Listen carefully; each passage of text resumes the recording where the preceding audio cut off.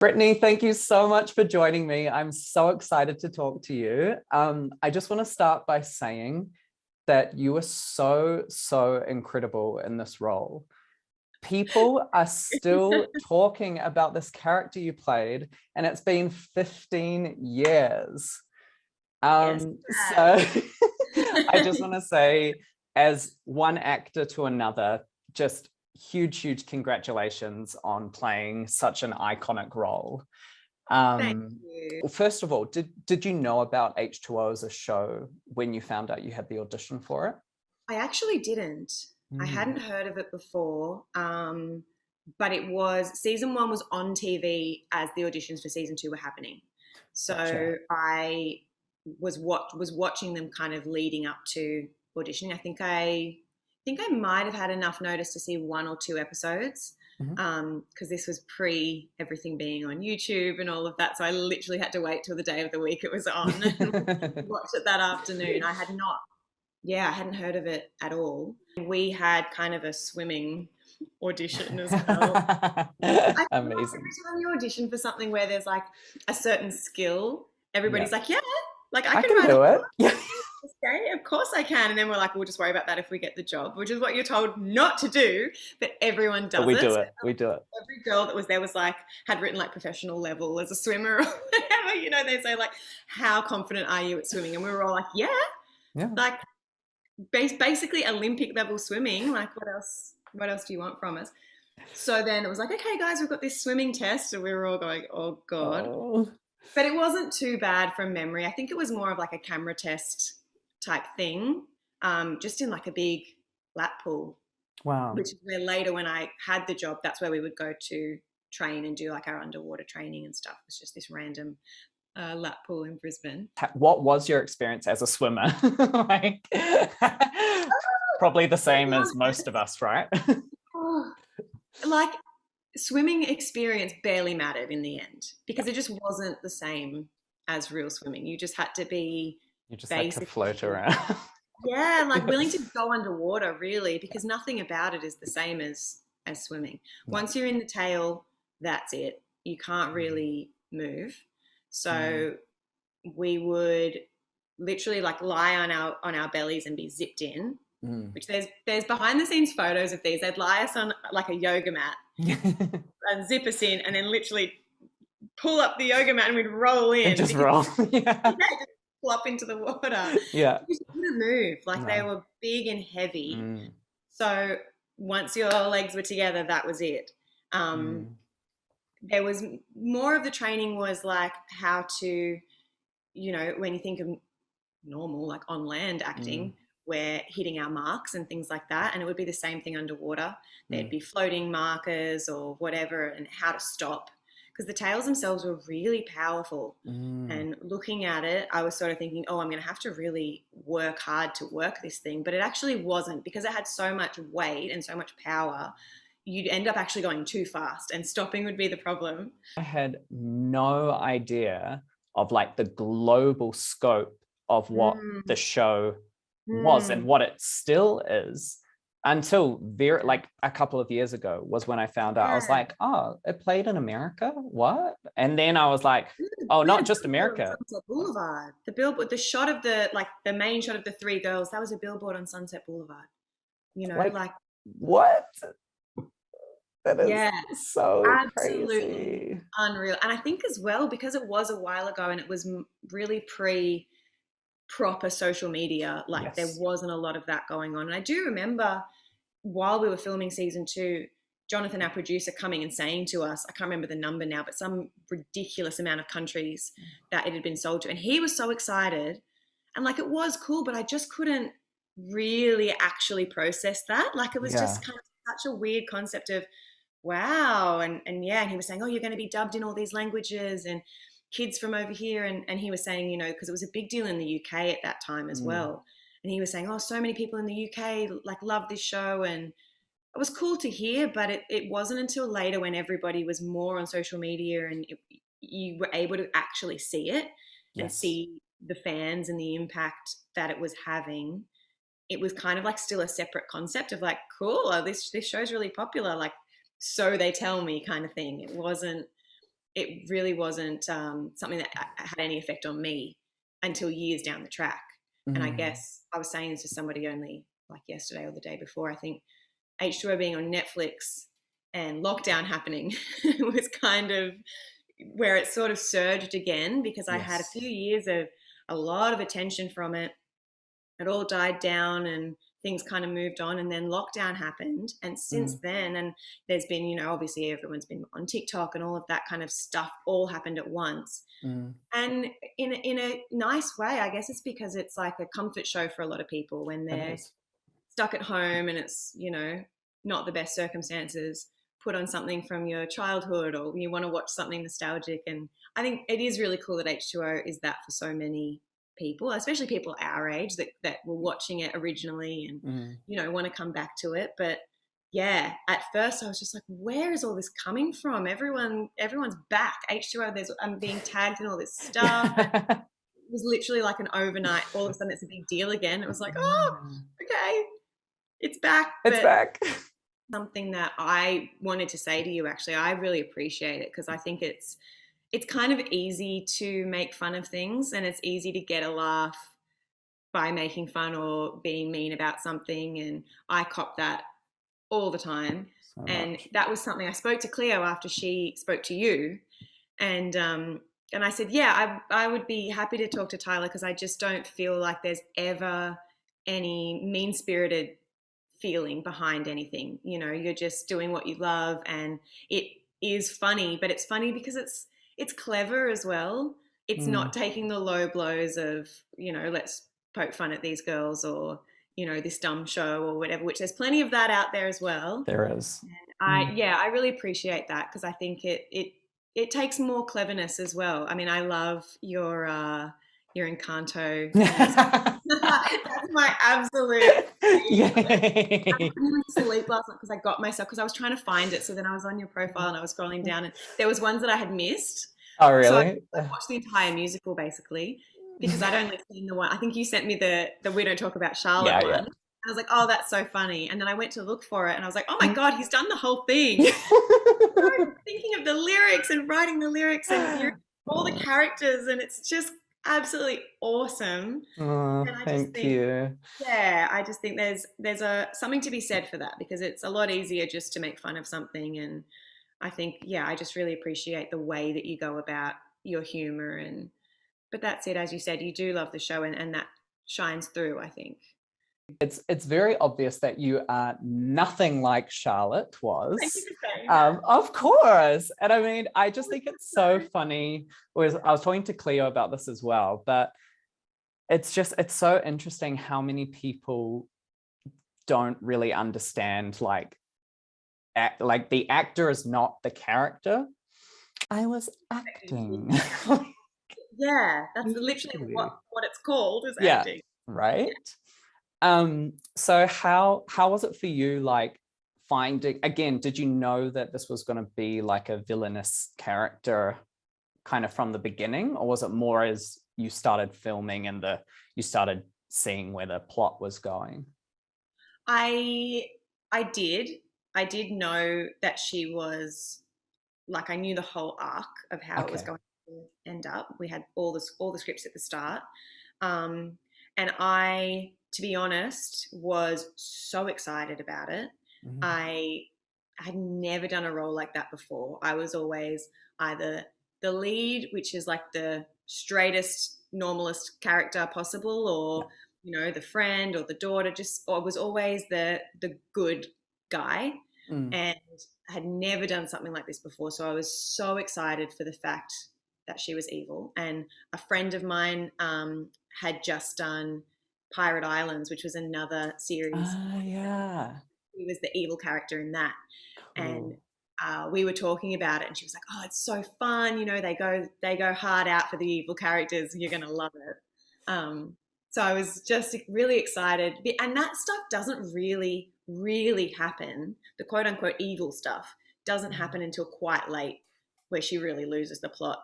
You know, towards the end of the series. So it was sort of that thing of getting her there and getting her more and more obsessive and all of that stuff that I loved doing and started having a lot of fun with as time went on. And it was kind of good, you shoot out of order, but it's still done in blocks. So you can still have like, a beginning, middle, end kind of vibe to it.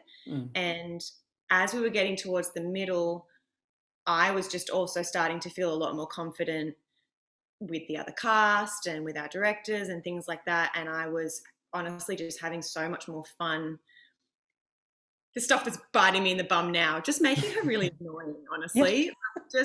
I started to just love it. And I was pushing it more and more as we were filming. And I mean, that episode of planning Lewis's birthday party, which is probably it's probably the one that everyone hates the most. I just had so much fun, just really overdoing, like the scene with the girls out the front of the Juice Net where Ricky's like trying to put in her ideas of the Charlotte's going, no. I had a ball doing that. Watching it back now, I can see why it frustrated people a lot, and I can see why everybody was like, I absolutely hate this girl so much. But at that point for me, it was just fun. And I was just like, I kind of went that route of just let's make her really annoying and let's make her, trying so hard, that girl that just tries so hard to make everybody like her and accept her, and it makes it worse. Like she just isn't helping herself because she's just trying so hard that she's so annoying. And then eventually the just never getting there, the never being part of the friendship group is what's just going to snap when she makes all these connections, with her grandmother and all of that, which was, really fun at the time. But I'm still hearing about it every day 15 years later. You know what I mean? So it's kind of like, it's still probably the most fun just as an actor that I've ever had. Like those roles, everyone says it, the villain is the fun role, and it really is. I never look back and want a different role in that show, even now. Like I just loved it. I loved getting to do something different. But yeah, we really did make her pretty annoying. I think as actors, it's so funny because it's kind of is that double-edged sword of like, on one hand, yes, there are always going to be those people who come at me as the actor because they don't quite understand the difference. But then on the other hand, it's like, like I said, how much of an amazing job did you do to incite that reaction in people that is still happening 15 years later? Like, that's what I tell myself. Like literally, no. And you really have to. I really do think that that's what I love about acting. I want to make people feel, and I want to make them think about things, and I want to make them reflect. And if a character that you played is still having that impact on people so much later, like that's a huge credit to your ability as an actor. And it's also just, and like genuinely, I just think it's so impressive watching that show now as an adult. It's that character was so real, and I know Charlotte's, and of course, like we hate those people, like straight up. Someone like that. It sucks that people are going to view me as my character, but then on the other hand, like, I did it. I understood the assignment. With people being on social media, it's like actors are more accessible just to everyone. Yes. Whereas, when you and I, because we're old, were growing up, we couldn't just go and directly inbox Raven or someone from a Disney Channel show and have a possibility of them seeing it. Like, there was just no way to contact those people, and there was sort of a separation which just doesn't exist anymore. And I get it. I really do. I'm contacted every single day, and it's like the thought process is like watching the show, getting annoyed. Okay, what's that actor's name? Let me find her Instagram so I can inbox her and let her know. Which blows my mind that people would even think to find me and do that and let me know how annoyed they are. But it's just a different world now. You would never even think of that. You'd watch a film and you would never think of even trying to, get in touch with, and that's that's the pitfalls, that's the choices we make by having social media, I guess. And you know, I connect with some amazing people, like yourself included. You know, there's a lot of people that I just never would be able to meet. And so when I have my weekly think about should I stop Instagram and just not have to worry about this anymore, there are a lot of positives that come with it. But yeah, I just think it's so easy now to find people and to make yourself heard and to get directly to them. Pretty much from H2O onwards, probably the last kind of 10 years or the next 10 years after that was a bit of a jumble of figuring out what I wanted to do. I went to the States. I think I went to the States with plans of getting set up there, did one video audition for a show shooting in Melbourne, got the role and ended up back home because that's just how the universe works. How it works. So I was doing that. I did go back to the States. I was in Canada for a little while as well, which had I decided to really knuckle down and pursue, I think is probably where I would be. I was in Vancouver for a few months. Cool. But I just sort of had a bit of a mind frame shift. I did a few more projects after H2O, bits and pieces.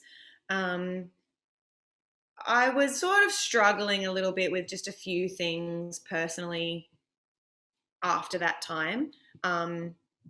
And honestly did fall out of love with acting a little bit because of it, which was just never would have thought. I have been acting since I was six or seven.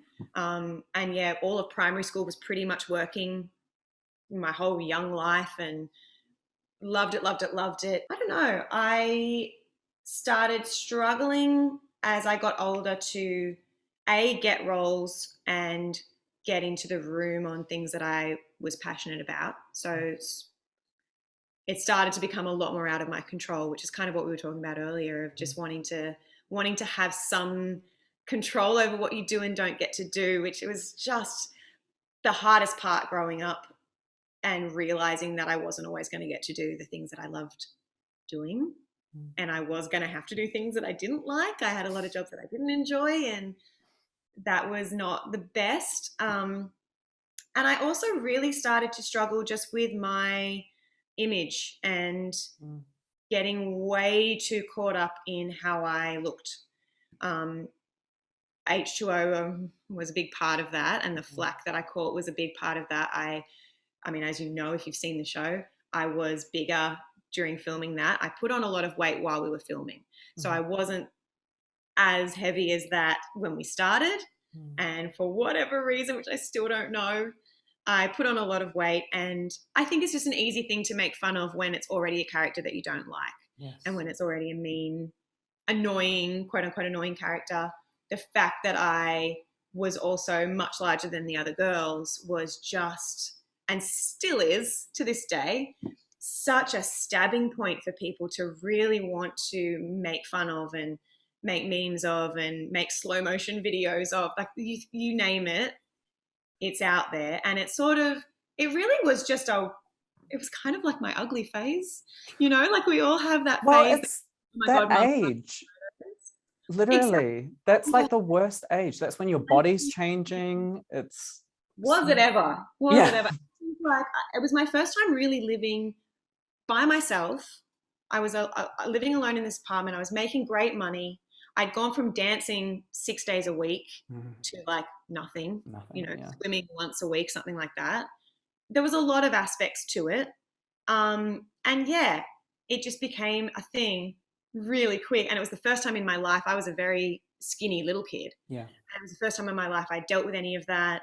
And putting on weight and going through a bit of a quote unquote ugly phase is one thing. But of course, for me, it was during filming a show that was the one that was broadcasted globally for everyone to see.